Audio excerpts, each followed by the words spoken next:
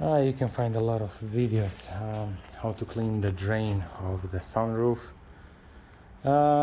Yeah, everybody's showing where's the drains for the back too. It's when you open the trunk, it's on the top, you can see them.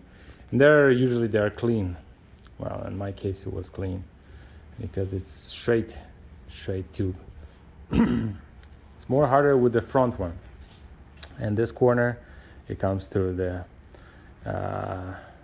and here, and I wasn't be able to find no one to tell me exactly where is that drain exits. So I want to show you where it is, because I did a lot of unnecessary work and I really wasted a lot of time.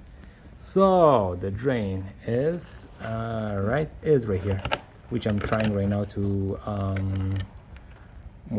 trying to clean. Yeah, so yeah guys, the drain is right here.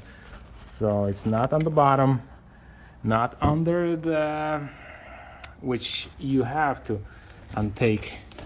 unscrew all this stuff to kind of put aside. From this side you can see it, just from that side. So that's what it is. It's a right side. The left side, we'll see how easy it's gonna be the other side, but same place, it's right here. All right, take care guys.